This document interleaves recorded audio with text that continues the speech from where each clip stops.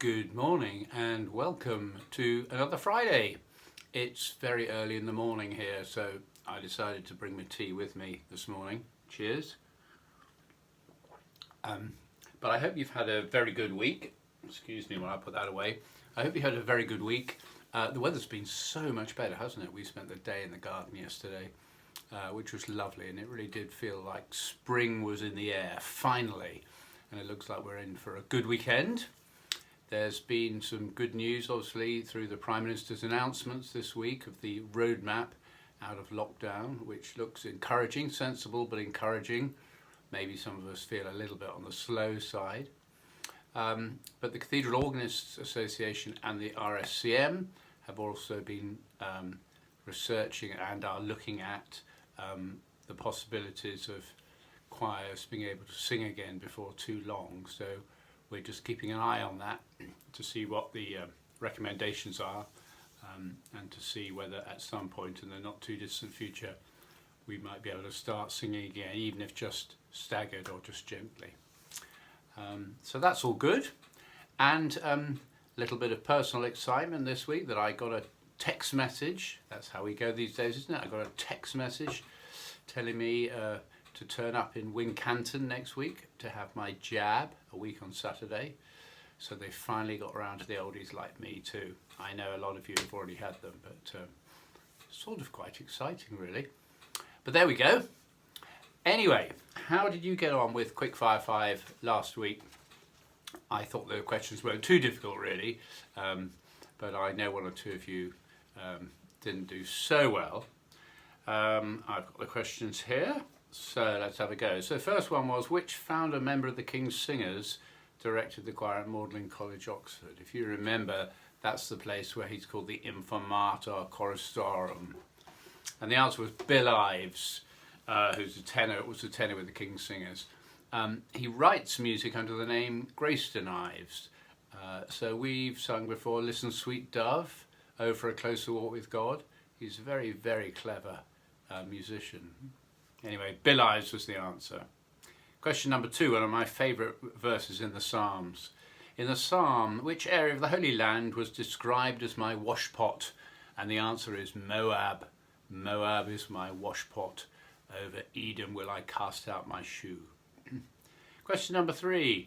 Do you know who founded the Royal School of Church Music? And the answer is Sir Sidney Nicholson. He founded it in 1927. He was the organist of Westminster Abbey, and he really wanted to help improve the state of parish music. So he left his prestigious post to establish the RSCM. Question number 4. Which 2 cathedrals have surviving copies of the Magna Carta? I said last week that there are 4 surviving copies, 2 in the British Library and 2 others, one in Lincoln Cathedral and one in Salisbury Cathedral, as you probably know. And finally, how old was Mozart when he died? Very easy, 35. Did you get that right? Good.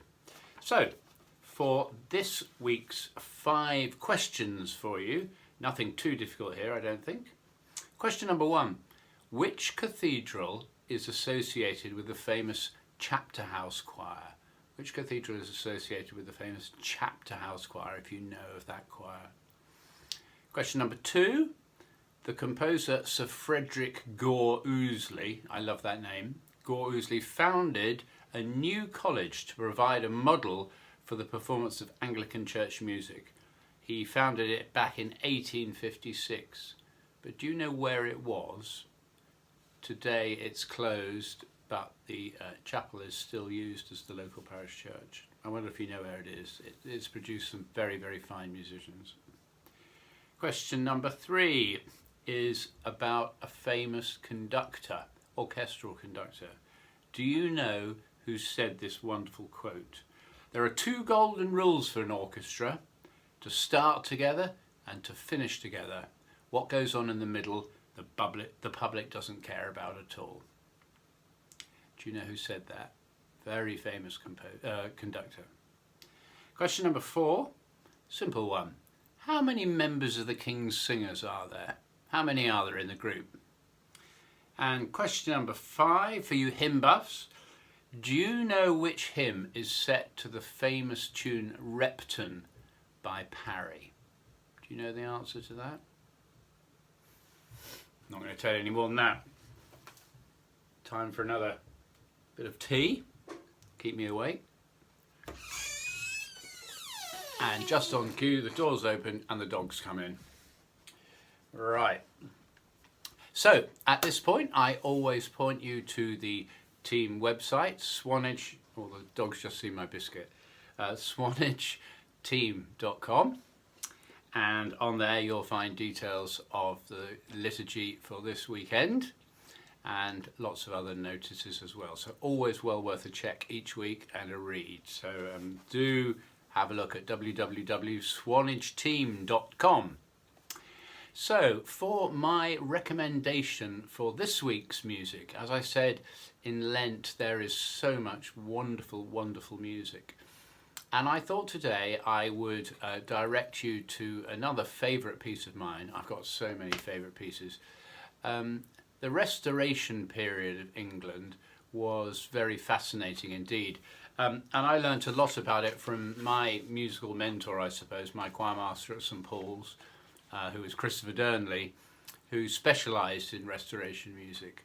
And he wrote a couple of editions, or compiled a couple of musical editions, so we used to sing a lot of Restoration music.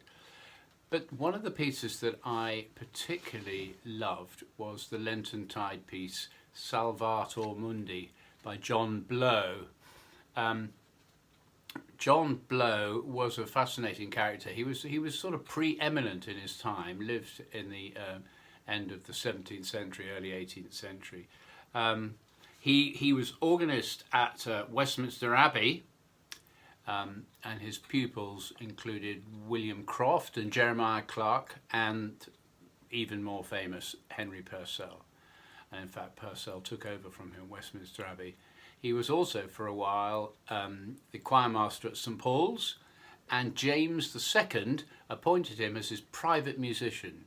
So clearly he wasn't a mug musically.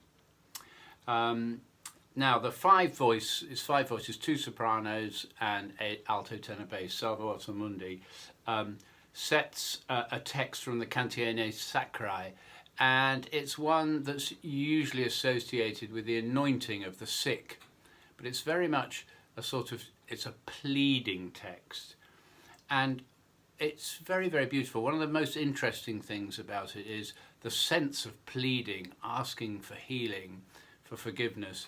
And he uses a little musical technique where he has dissonance and resolution. So you get a clash and then it resolves. Then you get another clash and it resolves. So it creates tension and then it eases off, and creates tension and eases off.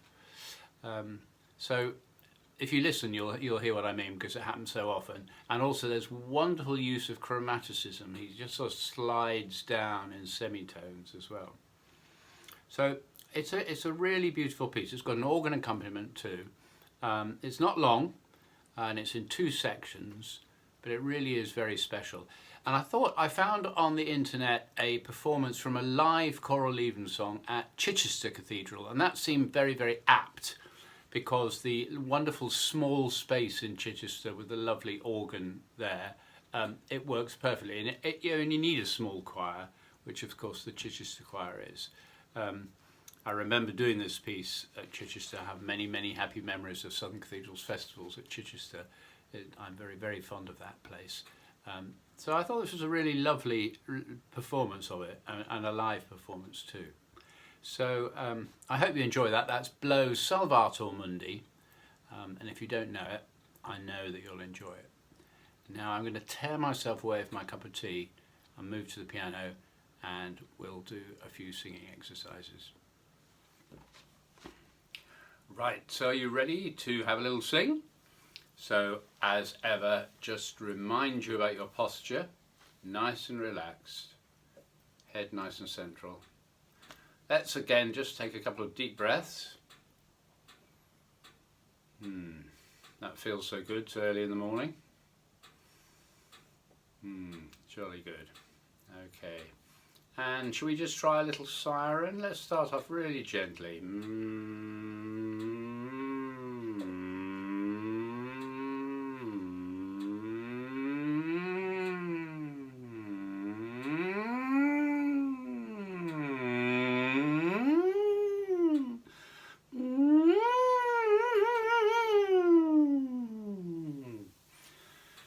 have as much fun with that as you like, or not. Okay, so let's gently, should we do the ya exercise today? Just going ya, ya, ya, ya, ya, ya, ya. Not too loud, but just let that jaw relax as you ya, ya, ya. Okay, here we go. Ya, ya, ya, ya, ya, ya, ya. Ya, ya, ya, ya, ya, ya, ya. Ya, ya, ya, ya, ya, ya, ya.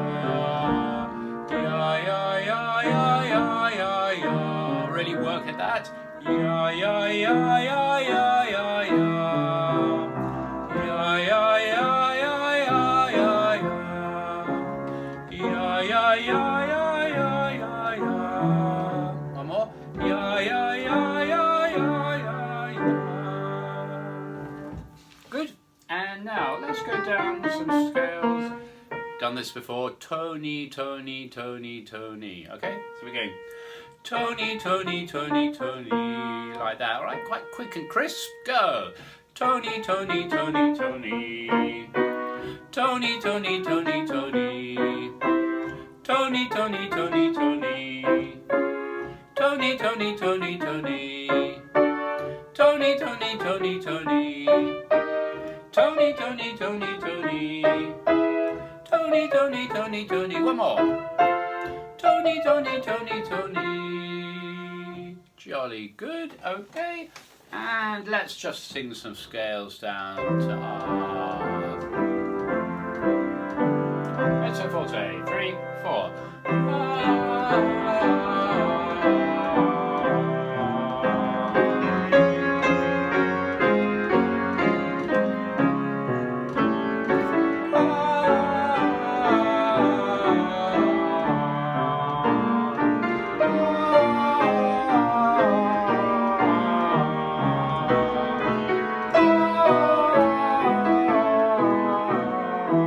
Let's put a K on the beginning of it now. Ka, ka, ka, ka, ka, ka, ka, ka.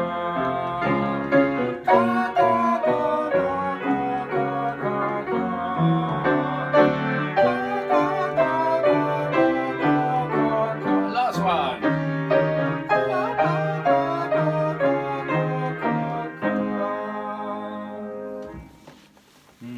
That last one slightly defeated me, but there we go. Other than that, good. I hope that was helpful, and I hope that sets you on your way today for a lovely day. I really think the sun's going to come out today, and it's going to be as beautiful a spring morning as we have hoped for or seen this year. So enjoy your day, stay safe, stay well, hope to see you soon, but in the meantime, keep smiling.